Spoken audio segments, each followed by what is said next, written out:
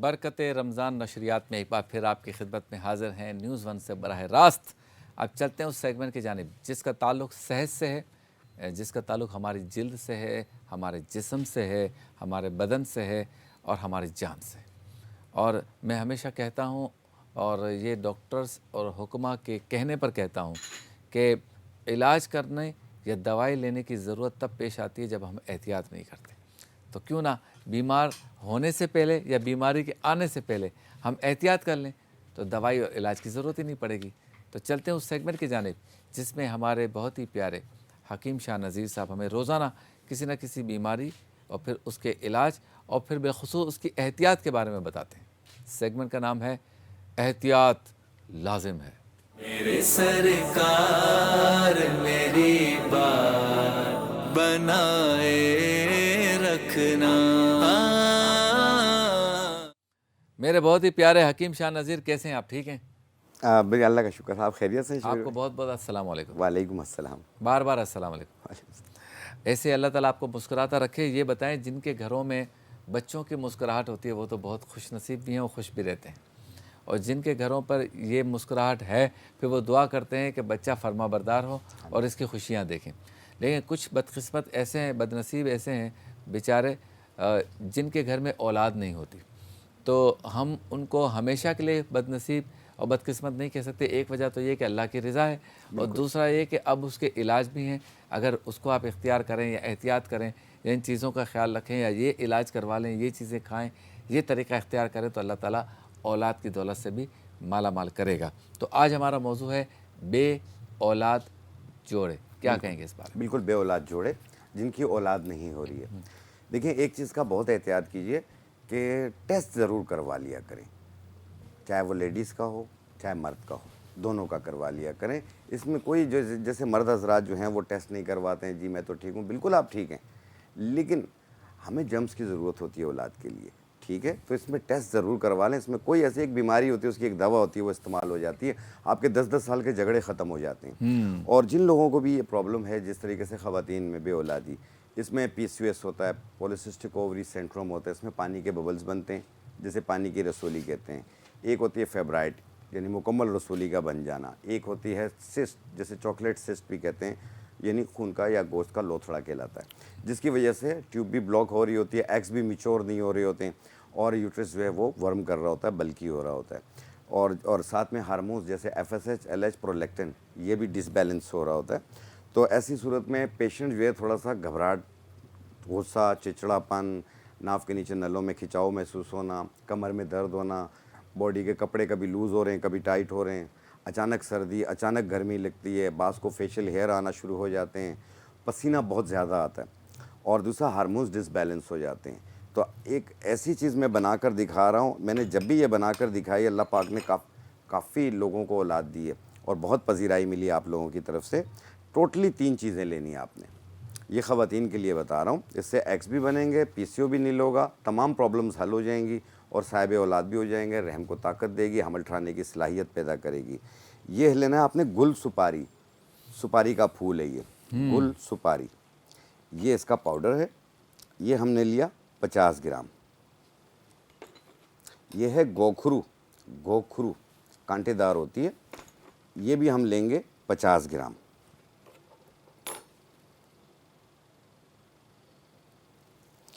और ये है ढाक की लकड़ी, इसको लूत पठानी भी कहते हैं। अच्छा, ढाक की लकड़ी या लूत पठानी के नाम से पुकारें, ये इसका पाउडर है। इन तीनों को मिला के बारीक पाउडर बना लें। गोखरू, गुल सुपारी और लूत पठानी, ये तीनों 50-50 ग्राम लेके मिक्स करके ऐसे पाउडर बना लें। और 1 चाय वाली चम्मच सुबह नाश्ते से पहले, 1 चाय वाली चम्मच रात खाने से पहले, 1 कप दूध या पानी के साथ, साथ में अरके मको पिएं, आधा कप सुबह आधा कप शाम। ये 3-3.5 महीना कंटिन्यू करना है और अपने मखसूस आयाम के दिनों में इसे रोक दीजिए, फ्रेश हो जाए, फिर दोबारा स्टार्ट कीजिए। 3 महीने बाद अल्ट्रासाउंड कराइएगा, इंशाल्लाह आपको PCO भी नील मिलेगा और एग्स भी मिच्योर हो चुके होंगे इंशाल्लाह ताला।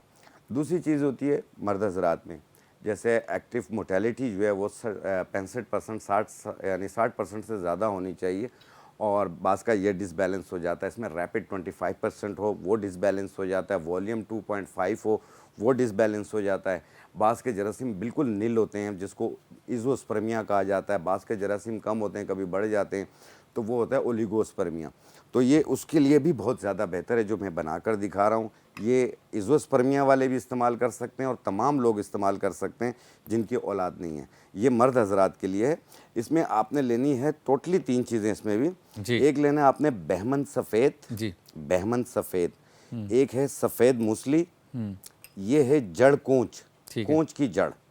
3 चीज़ें, ये तीनों आपने लेनी है 50-50 ग्राम। ठीक है। जैसे ये जड़ कोंच है, ये हमने लिया 50 ग्राम, ये वाली सफ़ेद मूसली है, ये भी हमने लिया 50 ग्राम, और बहमन सफ़ेद ये भी हमने लिया 50 ग्राम। अच्छा, इनको मुझे मिला यहाँ पे लें। एक ब्रेक लेना है, तो ब्रेक के बाद होती है आपसे दोबारा मुलाकात।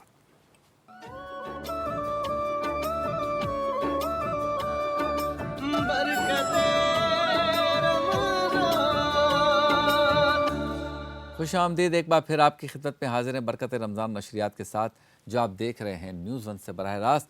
एहतियात लाजिम है कि सेगमेंट में हम मौजूद हैं बे औलाद जोड़ों के बारे में, या उन ख़वातीन के बारे में, मर्द हज़रात के बारे में बात हो रही है जिनको औलाद नहीं है, और उनके लिए एहतियात और इलाज दोनों बता रहे हैं हमारे हकीम साहब। जी जी शबीर भाई, जैसे ख़वातीन के लिए मैंने बनाकर दिखाई, उसमें जिस एक्स का मिचोर ना होना, रहम का बल्कि होना, ट्यूब का ब्लॉक होना, या पीसीओएस हो, फेब्राइट हो, चॉकलेट सिस्ट हो, या किसी भी वजह से जो हार्मोन्स डिसबैलेंस हो जाते हैं, एफएसएच, एलएच और प्रोलैक्टिन, ये इन तमाम को बेहतर करेगी। और साथ में ये है कि यूट्रस को क्लीन करेगी, हमल ठहराने की सलाहियत पैदा करेगी।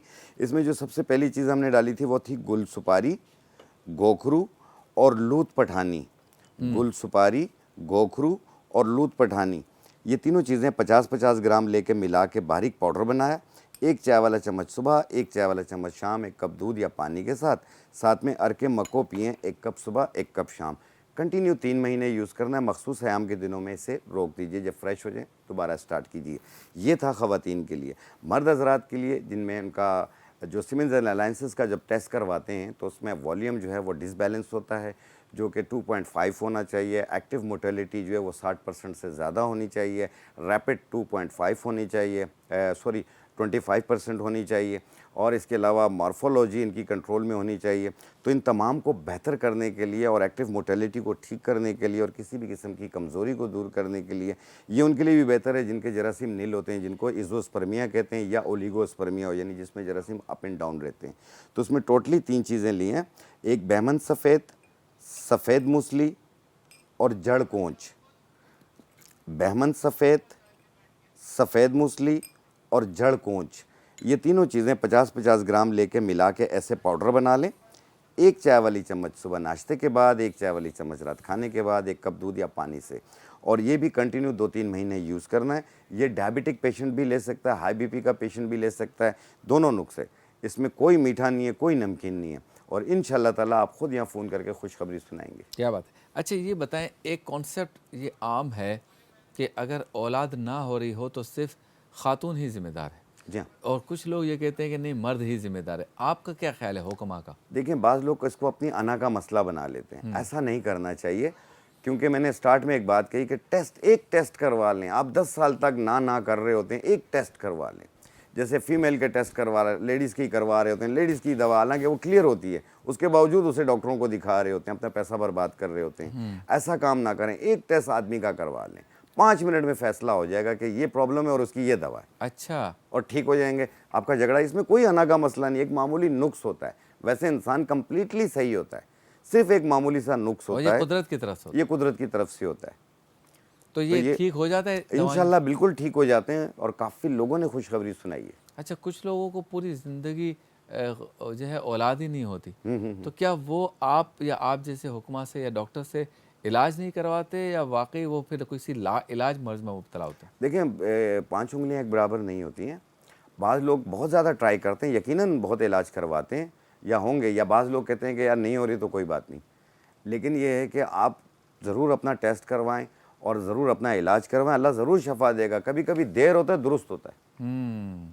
जहाँ आपकी किस्मत में लिखा है ना कि फ़लाँ चीज़ आप खा लोगे और ठीक हो जाओगे, भले पूरी दुनिया घूम लें, जब फला चीज़ तक पहुंचेंगे आपका मसला हल हो जाएगा। अच्छा, एहतियात है इसमें कोई? इसमें एहतियात ये है कि आजकल जिस तरीके से जो फार्मी चीज़ें आई हुई हैं इनका ज़रा अवॉइड करें, क्योंकि इससे हार्मोन्स डिसबैलेंस हो रहे हैं लोगों के। जैसे फार्मी चिकन हो गया और फार्मी मछली हो गई, अंडे हो गए, इसको थोड़ा सा अवॉइड कीजिए। बाकी आप खुश रहें, खाएं पिएं। और अगर आपकी तबीयत में थोड़ी सी भी अप एंड डाउन रहती है आम दिनों में, जैसे आपने कुछ भी इस्तेमाल नहीं कर रहे हैं, लेकिन कोशिश कीजिए कि आप अपने करीबी मौलिज से मशवरा ज़रूर कर लिया करें। अच्छा, नए शादीशुदा जोड़े जो है उनको कब जो है ना वो आप अलर्ट यानी घंटी बजाएंगे कि भाई अभी टेस्ट करा लो आप? तकरीबन 4 या 6 महीने में, शादी के 4-6 महीने बाद आप करवा लें। अच्छा, कुछ लोग कहते हैं कि अब जिस तरह की बीमारियां आ गई जिसमें जो है वो ये खून की बीमारियां भी हैं कुछ, तो वो कहते हैं कि शादी से पहले भी टेस्ट करवाएं, तो आप तजवीज़ करेंगे कि ये वाले टेस्ट भी करा लें? देखिए, वो कज़न मैरिज में के अंदर होती है। अच्छा, कि जैसे थैलेसीमिया इस टाइप की होती हैं, तो वो तो अच्छी बात है, टेस्ट करवाना चाहिए। और आम तौर पे भी लोगों को भी कोशिश करें कि अगर उनके अंदर ये प्रॉब्लम आ रही है तो वो शादी से पहले भी अपना टेस्ट करा सकते हैं। ठीक है। अच्छा, अब आखिरी बात ये कि बाज़ लोग जो है वो इस मामले पर परेशान होकर उल्टे सीधे जो है वो मुआलिजीन के पास भी जाते हैं, इंटरनेट पर या अखबारात में इश्तिहार देखकर भी दवाइयाँ लेते हैं, दीवारों पे शहर की जो दवाइयाँ लिखी हुई हैं, बाबे लिखे हुए हैं, उनके पास भी जाते हैं। उनके लिए क्या मशवरा है कि वो इन बाबों से एहतियात लाजिम है बिल्कुल, या बिल्कुल। किसी और चीज़ से एहतियात है? देखें शबीर भाई, एक चीज़ बहुत अच्छी बात आपने बताई, ये जो दीवारों पे इन चीज़ों पे लिखा हुआ होता है, देखो आप कुछ हो रहे हैं, वो कुछ और बना के बैठे हुए हैं। आपकी ज़िंदगी आपके लिए अहम है, क्योंकि आपके गुर्दे, आपका दिल, आपकी ये चीज़ें बहुत अहम हैं। कोशिश कीजिएगा कोई गलत चीज़ इस्तेमाल ना करें जिससे आप बहुत बड़े नुकसान का सबब बन जाए आपके लिए, तो इसलिए एहतियात लाजिम है। बहुत शुक्रिया।